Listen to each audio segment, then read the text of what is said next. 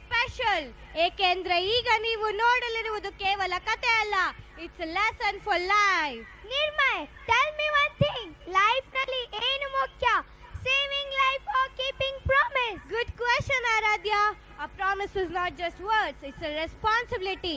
ಇದಕ್ಕೆ ಉತ್ತರ ಕೊಡೋ ಕತೆ ಪುಣ್ಯಕೋಟಿಯ ಕತೆ. One side a powerful tiger, another side a simple cow with calf. But remember, power may control the body, but truth controls the soul. And this story proves honesty has the power to melt even the hardest heart.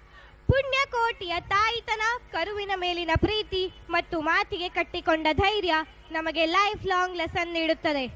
Come, let's together watch this heart-touching performance. Welcome them with a big round of applause.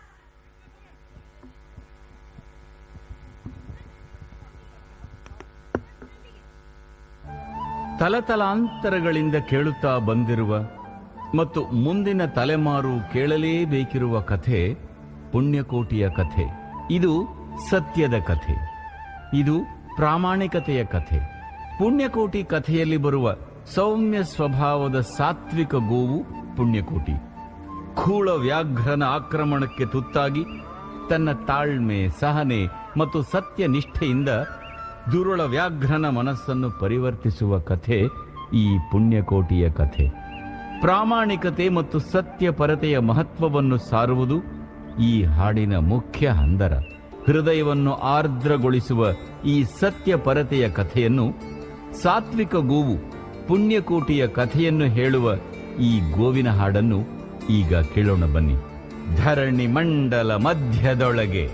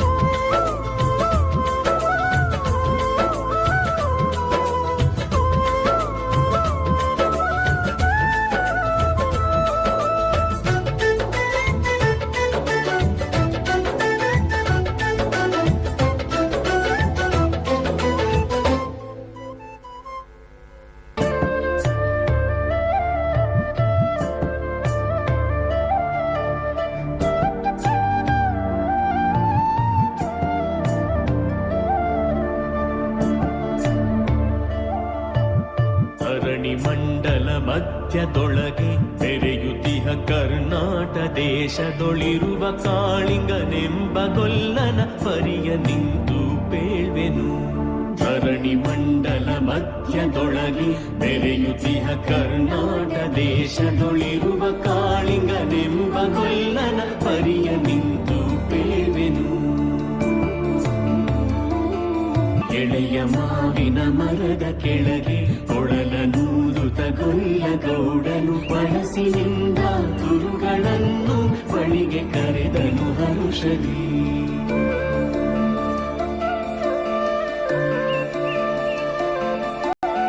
ಗಂಗೆ ಬಾರೆ ಗೌರಿ ಬಾರೆ, ತುಂಗಭದ್ರೆ ತಾಯಿ ಬಾರೆ, ಪುಣ್ಯಕೋಟಿ ನೀನು ಬಾರೆ ಎಂದು ಗೊಲ್ಲನು ಕರೆದನು.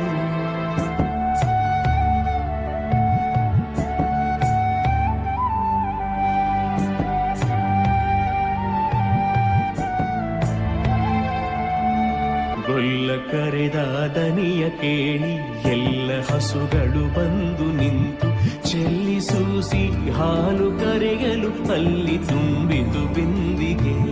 ಸತ್ಯವೇ ಭಗವಂತನಿಂದ ಪುಣ್ಯಕೋಟಿಯ ಕಥೆಯಿದು, ಸತ್ಯವೇ ಭಗವಂತನಿಂದ ಪುಣ್ಯಕೋಟಿಯ ಕಥೆಯಿದು. ಹಬ್ಬಿದ ಮಲೆ ಮಧ್ಯದೊಳಗೆ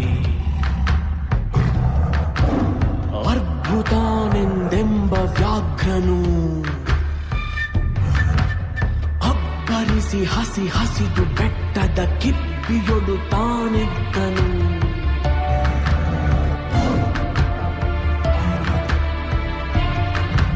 ಸಿಡಿದು ರೋಷದಿ ಮೊರೆಯುತ್ತಾ ಹುಲಿ ಗುಡುಗುಡಿಸಿ ಭೋರಿಡುತ್ತ ಚಂಗನೆ ತುಡುಕಲೆರಗಿದ ರಭಸ ಕಂಜಿ ಚೆದುರಿ ಹೋದವು ಹಸುಗಳು.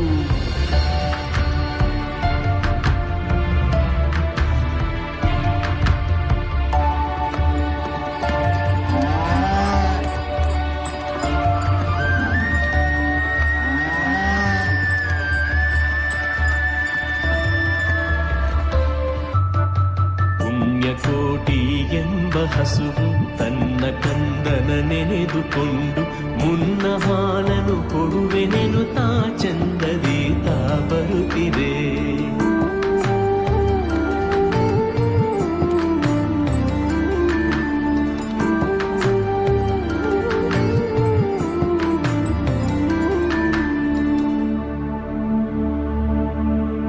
ಹಿಂದೆ ನಗೆ ಆಹಾರ ಸಿಕ್ಕಿತು ಎಂದು ಬೇಗನೆ ದುಷ್ಟ ವ್ಯಾಘ್ರನು ಬಂದು ಬಳಸಿ ಅಡ್ಡಗಟ್ಟಿ ನಿಂದನ ಹುಲಿರಾಯನು.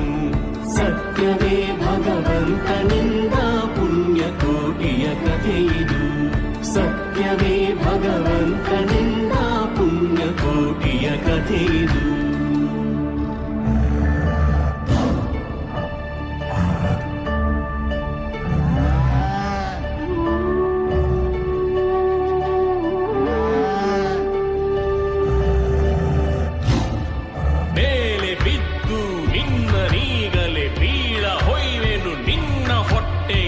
ಸೀಲಿ ಬಿಡುವೆನು ಎನ್ನುತ್ತ ಕೋಪದಿ ಕೂಳ ವ್ಯಾಘ್ರನು ಕೂಗಲು.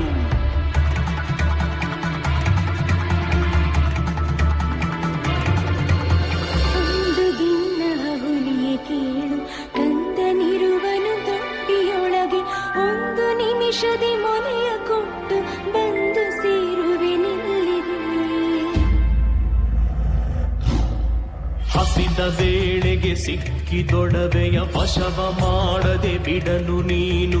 ನುಸುಳಿ ಹೋಗುವೆ ಮತ್ತೆ ಬರುವೆಯ ಹುಸಿಯ ನಾಡುವೆ ಎಂದಿತು.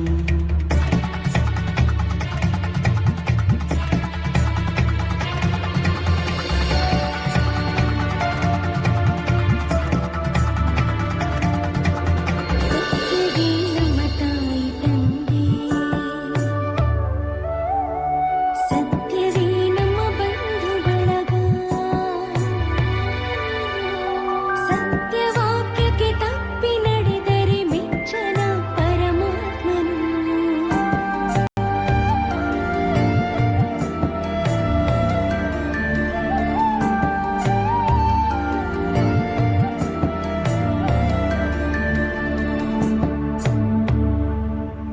ಒಂದು ತಿನ್ನುವೆನೆಂಬ ಹುಲಿಗೆ ಚಂದದಿಂದ ಭಾಷೆಯಿತ್ತು.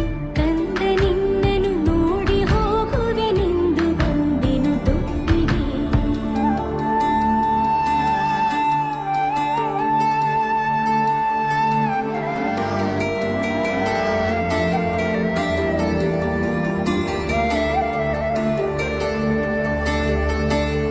ಆರ ಮೊಲೆಯನ್ನು ಕುಡಿಯಲಮ್ಮ,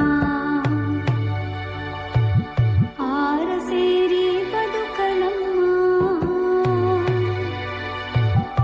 ಆರ ಬಳಿಯಲಿ ಮಲಗಲಮ್ಮ, ಆರು ನನಗೆ ಹಿತವರು.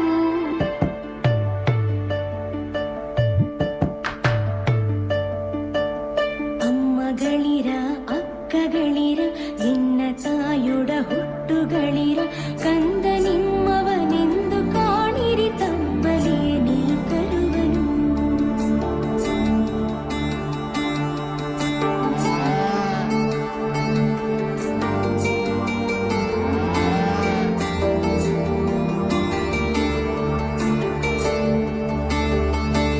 ಮುಂದೆ ಬಂದರೆ ಹಾಯಬೇಡಿ, ಹಿಂದೆ ಬಂದ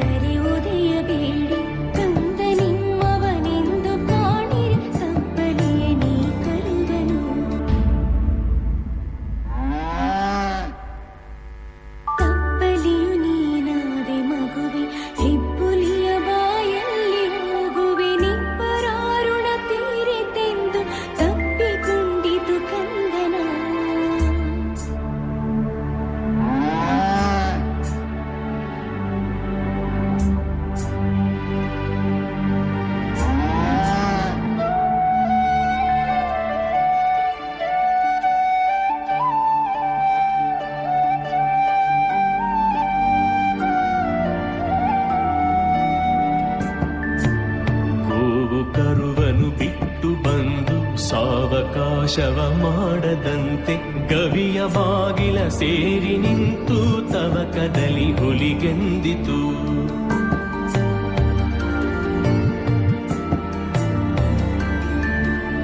ಖಂಡವಿದೆಕೋ ಮಾಂಸವಿದೆಕೋ ಗುಂಡಿಗೆಯ ಬಿಸಿ ರಕ್ತವಿದೆಕೋ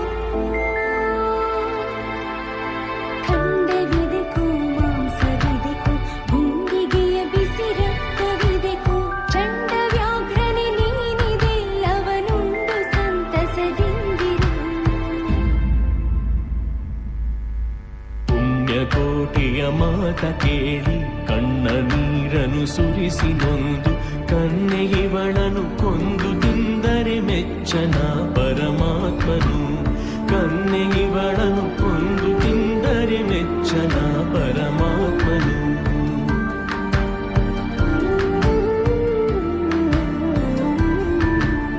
ಎನ್ನ ಒಡ ಹುಟ್ಟಕ್ಕ ನೀನು ನಿನ್ನ ಕೊಂದು ಏನ ಪಡೆವೆನು ಎನ್ನುತ್ತಾ ಹುಲಿ ಹಾರಿ ನೆಗೆದು ತನ್ನ ಪ್ರಾಣವ ಬಿಟ್ಟಿತು.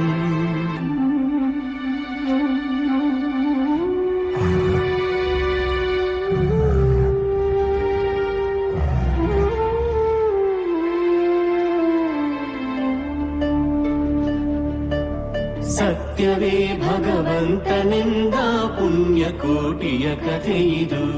ಸತ್ಯವೇ ಭಗವಂತನೆಂದ ಪುಣ್ಯಕೋಟಿಯ ಕಥೆಯಿದು.